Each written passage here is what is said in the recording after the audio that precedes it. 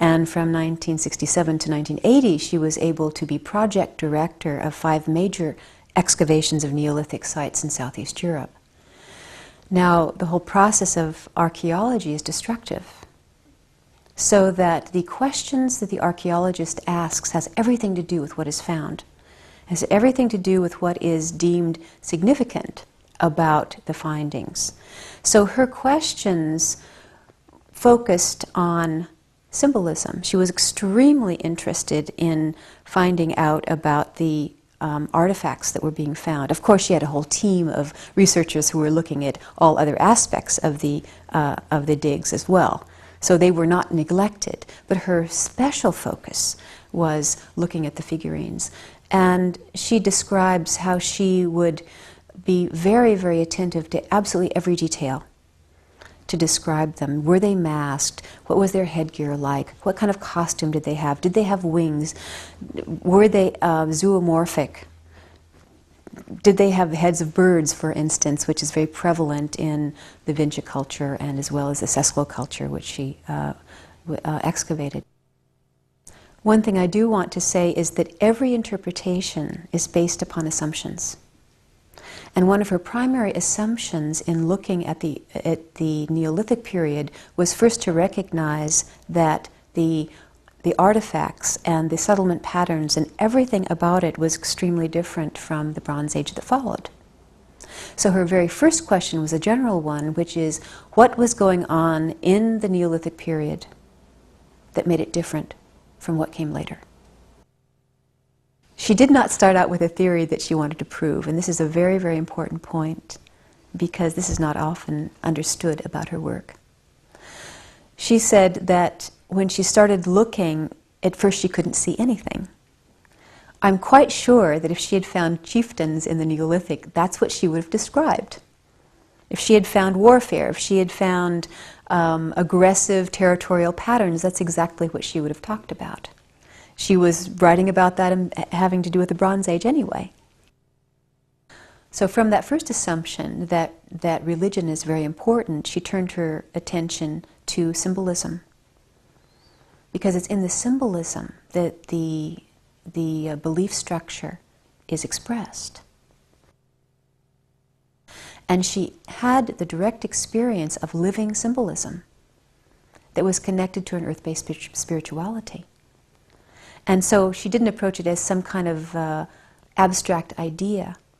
But when she watched the old ladies out in the fields with their sickles, singing, and that the rhythm of their work and the rhythm of the song and the wind blowing and the movement of the grain was all harmonized, she said that she really got a transmission of understanding of what early cultures were, and the expression through the arts of a sensibility of the sacredness of the earth. So when she was looking at the artifacts later on, that awareness was still there.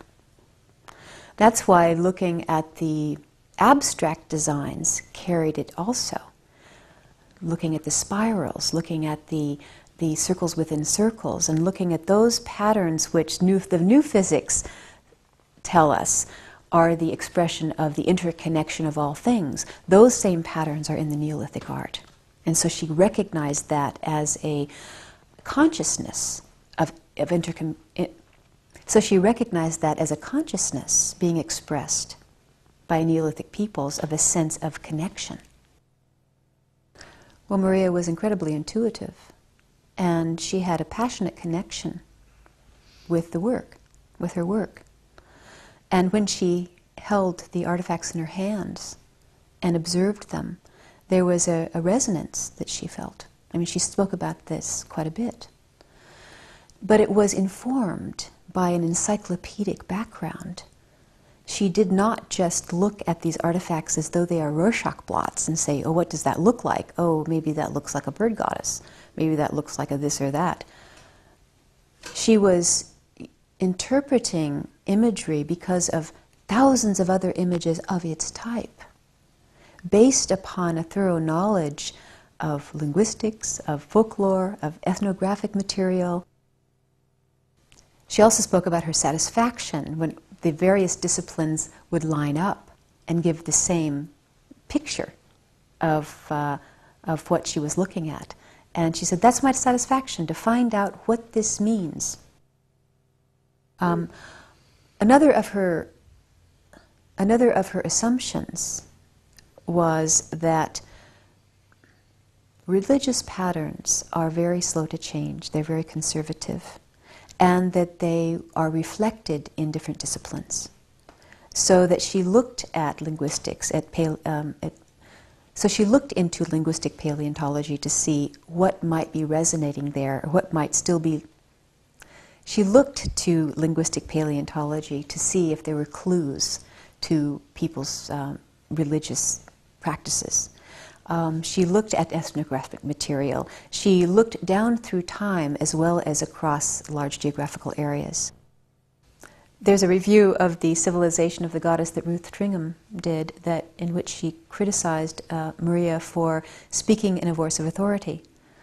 And I think it's quite interesting for a feminist to be criticizing another scholar for speaking in the voice of authority, to have her own personal authority.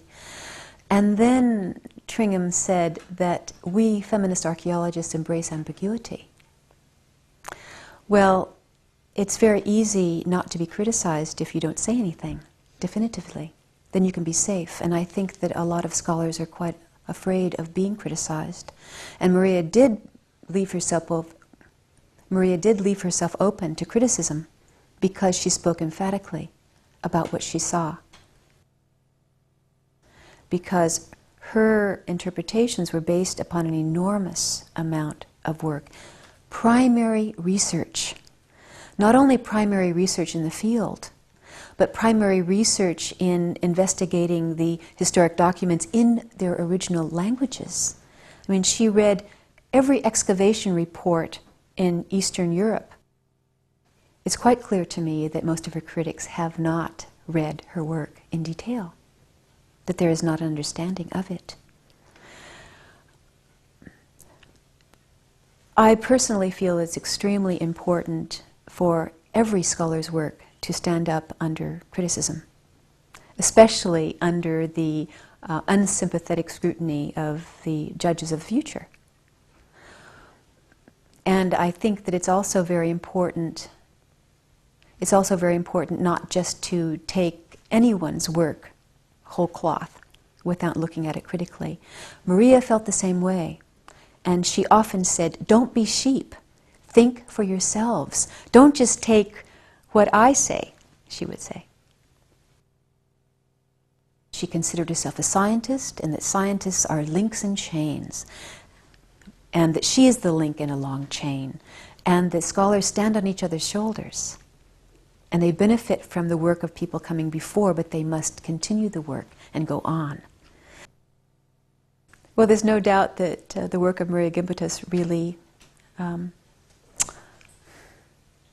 there's no doubt that the work of Marija Gimbutas hit a central nerve and has challenged a whole constellation of assumptions that make up a basic Western worldview of what is European civilization.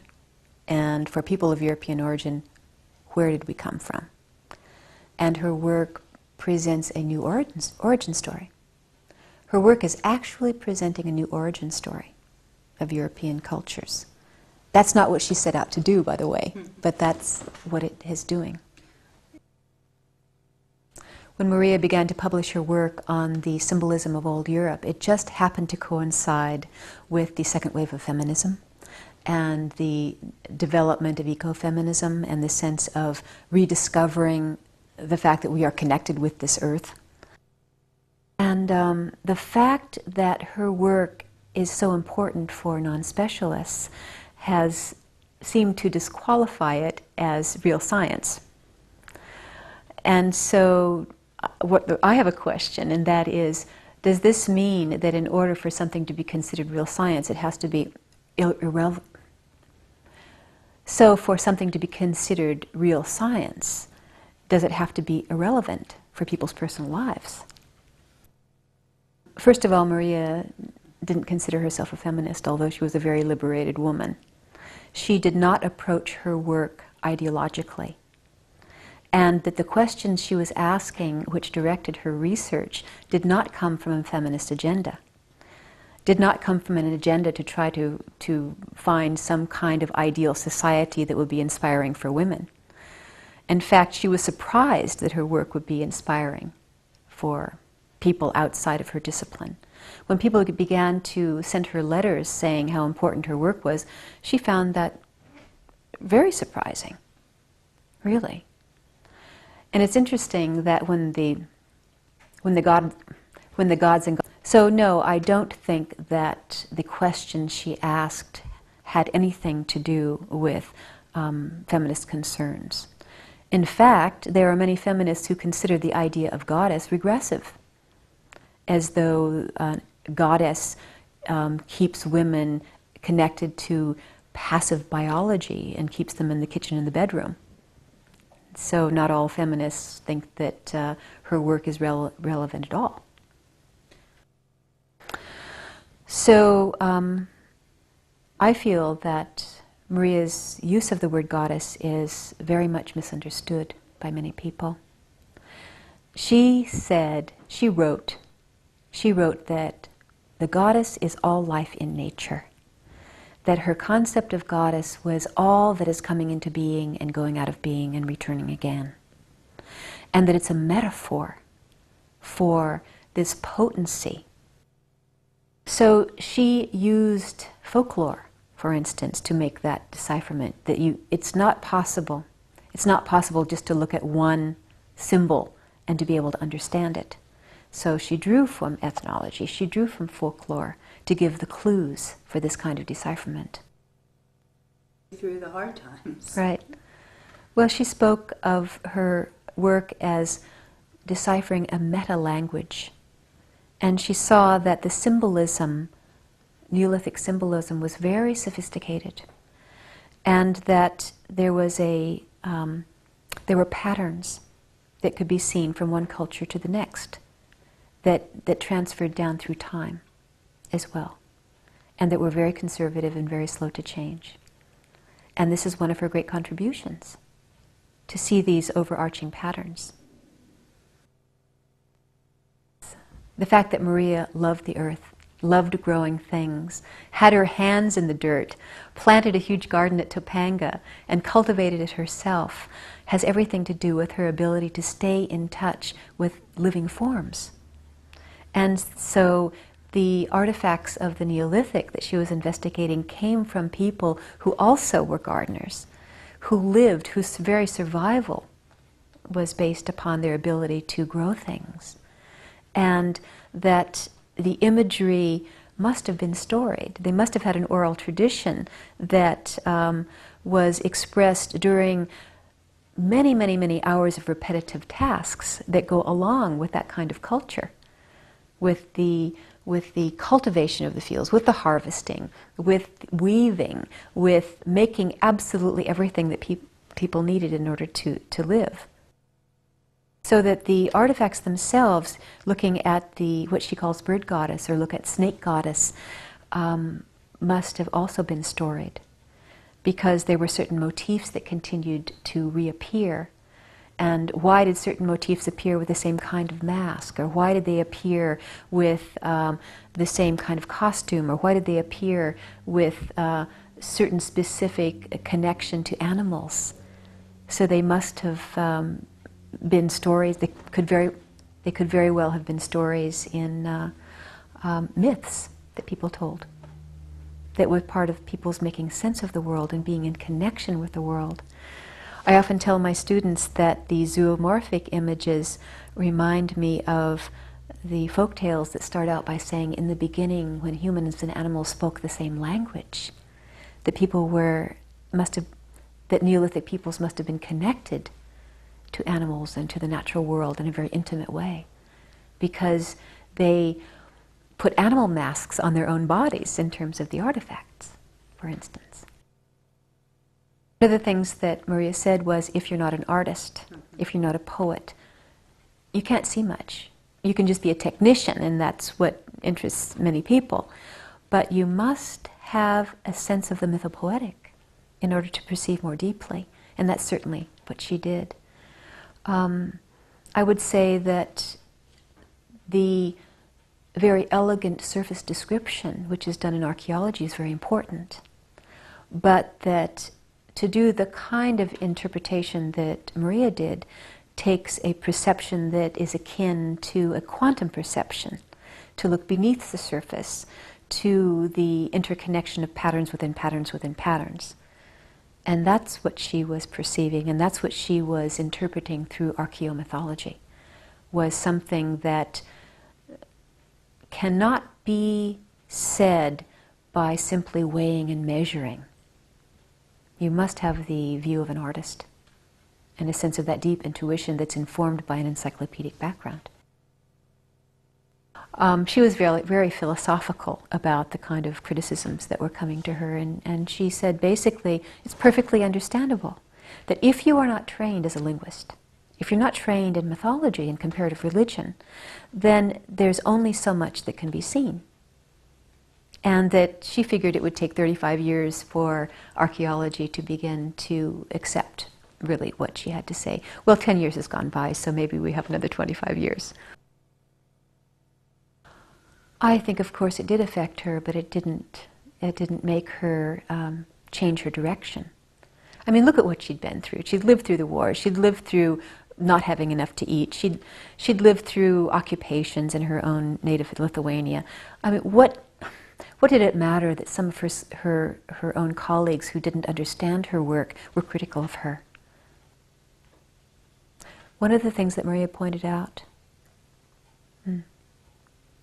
one of the things that really needs to be understood is that the old European cultures were long-lived, and that when you have culture systems that last for many hundreds of years, up to 2,000 years, without being disrupted, that allows the possibility for very refined cultural development that does not happen overnight. But what can happen very soon is that the cultures can be disrupted and destroyed. And so that the disruption that took place in Europe between the end of the 5th millennium BC to around 2000, no. So the disruption that took place over a 2,000-year period, roughly between 4,500 and 2,500 BC, made it possible for very radical transformation to take place. The cultures, the stable old European cultures, were disrupted, that left them open to influence by very different culture systems. When they were disrupted, they were then open for influence. And Marija talks about the incoming Kurgans as a collision of two very different culture systems. And I think it's very important not to talk about the old European and Indo-Europeans as the good people and the bad people. That this is part of a cartoon that is so easily dismissed. But to talk about choices that cultures make for survival. And so the old European cultures made survival choices based upon cooperation, so that they could live without disrupting each other.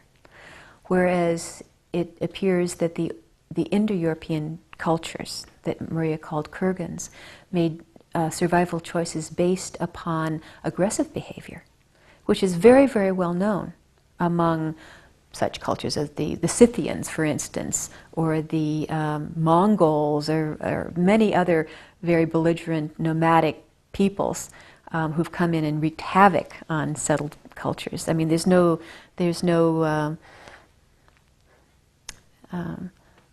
problem with scholars accepting that. But when it comes to the origin story of Europe, I think that's when it's difficult to accept another story. The hypothesis postulates three major waves of incoming Indo-European speaking peoples, and that their very presence into Europe caused a shockwave of the movement of old European peoples. The settlement sites that had been inhabited for many hundreds of years, up to 2,000 years, were suddenly settlement sites which had been inhabited for many, many hundreds of years were abandoned. And people left as refugees and hit up against other settled peoples, which hit up against other settled peoples.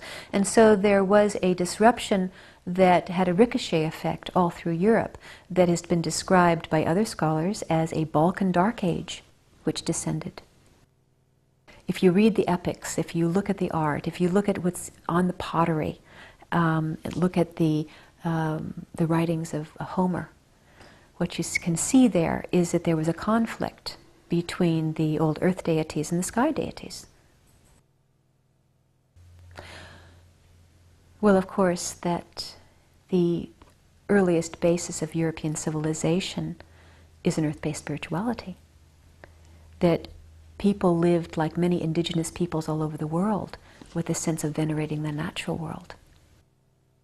Things that she did, which was very important, was to stimulate scholars to think in new ways. She recognized that the transition that took place between the Neolithic and the Bronze Age was critical in terms of the development of European culture. And that scholars weren't necessarily looking at that as an important time. One day I was in her bedroom, which was her study, which was her library, and I heard her muttering to herself, and I kind of opened up my ear, and she was saying, "The door. Yes, now I understand." And I said, "What, Marija? What door?" She was meditating on this image of the bird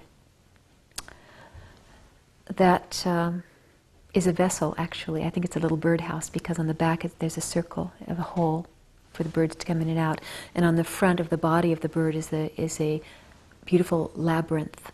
This is Vincha from the 5th millennium BC. And where the vulva would be is a symbolic door, and she was meditating on that, saying, "Ah, yes, the door, now I understand." That it's that place that in the body of the bird that contains that labyrinth, that is that mystery realm, the realm of the mysterious womb waters. Also in there is that door, that place of birth, but also the place of receiving back in death. And it was so moving to me that she would have that as her meditation. Excellent.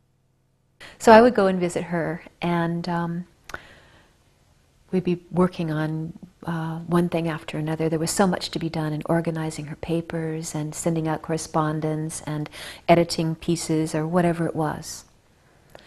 And one day, this is before she became bedridden, she said, now I'm cutting the threads. And I was always saying, "What?" Say that again. "What is it you just said?" She said, "Now I am cutting the threads."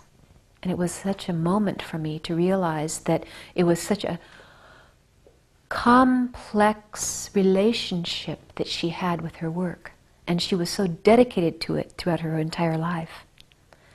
And that to be cutting the threads, and to be consciously knowing that that's what she was doing, and knowing that she could not anymore stay up on the latest find, she could not anymore stay up on the latest discourse, but that she had to begin to let go.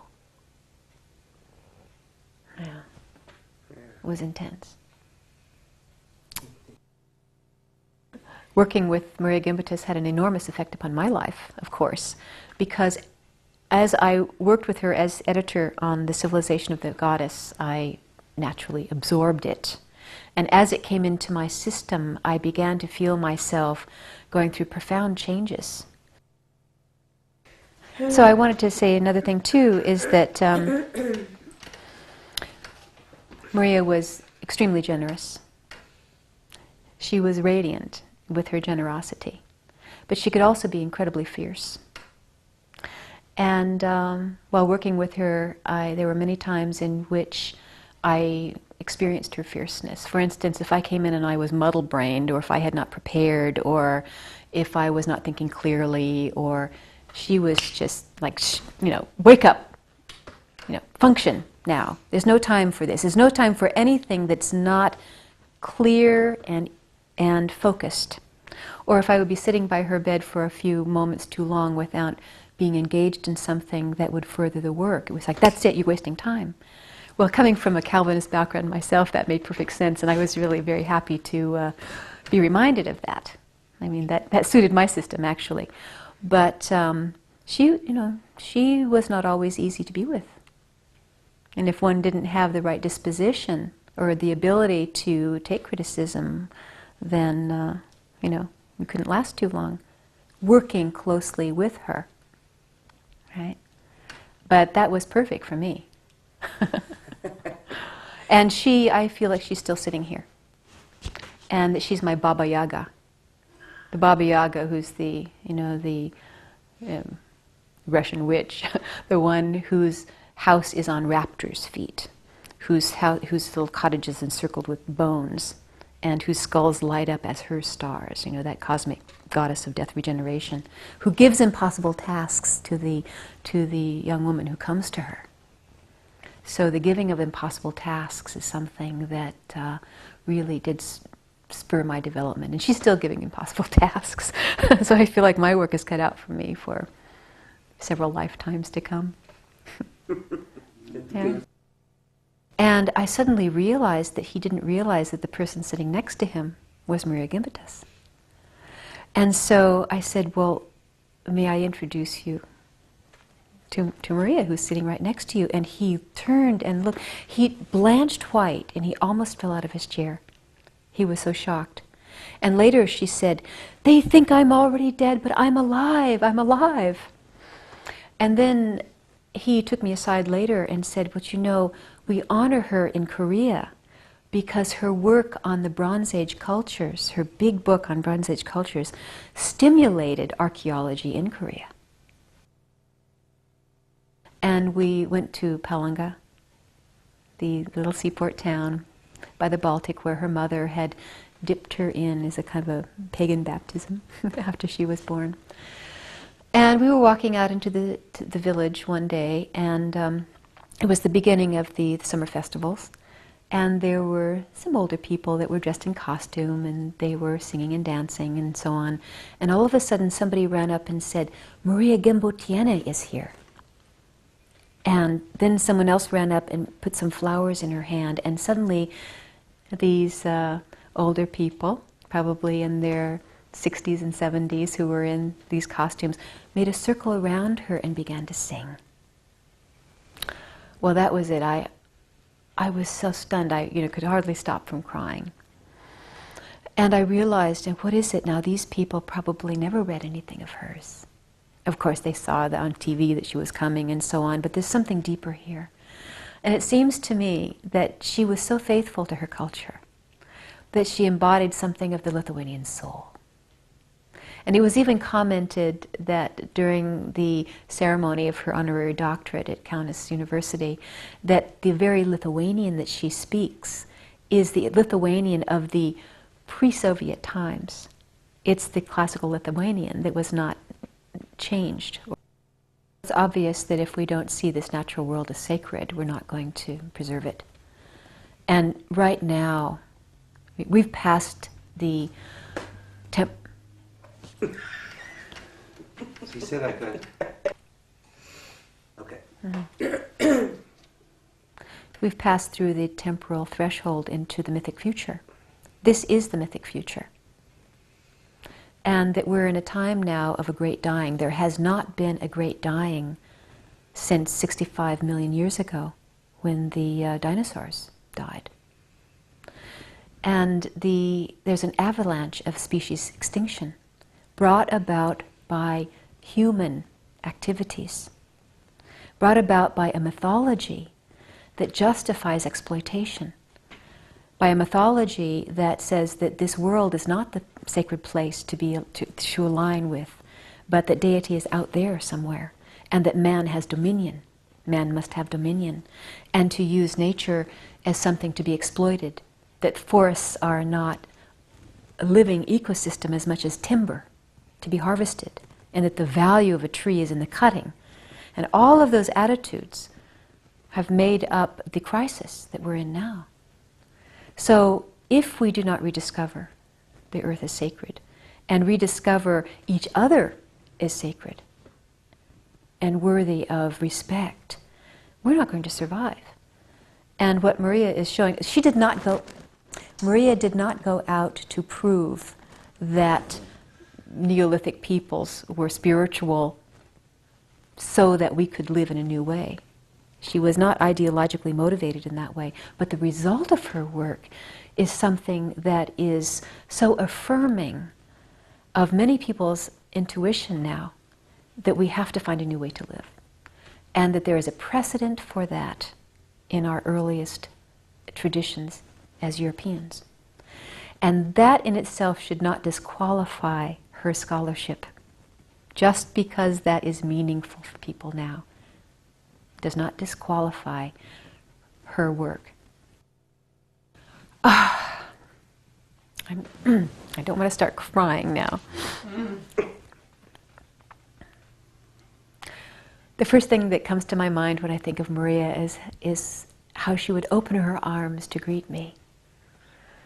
And the sparkle in her eyes, and that tremendous energy and passion she had for her work, and the love she had for people, and how even though she was incredibly devoted and very wedded to her work, she made time for the people she cared about.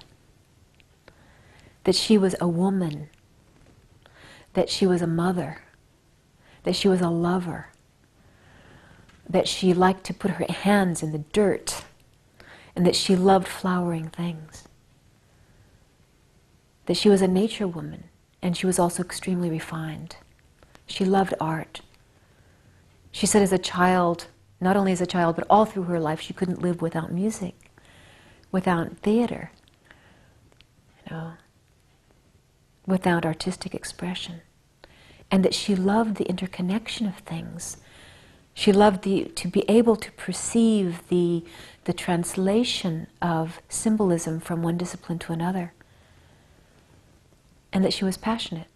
And she used that word to describe herself. She said, I was passionate to know more. So.